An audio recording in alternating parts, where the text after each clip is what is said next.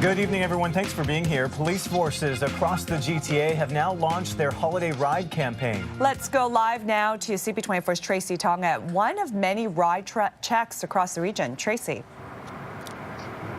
Yeah, that's right, G, and we're here with the OPP. They're just setting up for a ride spot check tonight. This is the first day of the holiday ride campaign that it just launched. So we're just talking to Sergeant Carrie Schmidt here with the OPP. Just tell us what this is all about and why this time of year. Well, you know what? We do it every single day throughout the year already. I know we had a big launch today, launching the festive ride campaign. There's a lot of people having parties and get-togethers and gatherings and so on through this season, and we just want to make sure people are aware of their responsibilities. If you're going to be out having a good time, partying and so on, and if you're involving alcohol, make sure you have a plan to get home, because we're going to be out here looking for these impaired drivers. We don't want to see people getting into their cars after they've been drinking and then getting into a wreck.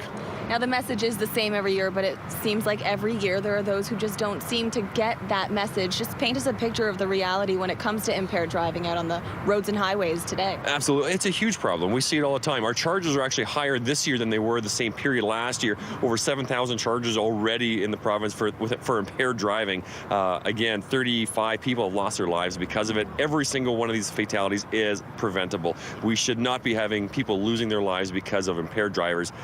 People are making this conscious decision to drive after they've been drinking, and that's putting themselves and everybody else on the highways at risk, and that's why we're out here today. And this is the time of year for holiday parties. I know some people may have a drink or two and say, oh, I'm fine to drive. Just remind us again what the legal limit is and how easy it could be to get to that limit. Absolutely. It doesn't take much at all. Again, it all depends on your size and body weight, metabolism. There's all kinds of technical ways, but when it comes down to it, if you're drinking, we don't want you driving. Have a designated driver, and like I've said before to other people, the person who's been drinking the least is not your designated driver. The person who has not been drinking is the one who should be behind the wheel. We don't want to see people that say, well, I only had a couple of drinks, I'm still good to go, and I'll be fine because I've gotten home in the past safely, and I must have been doing a good job because I got home safely. But yet they don't know how bad of a driver they were, and we get driving complaints from motorists seeing these vehicles all over the highway, weaving through their lanes,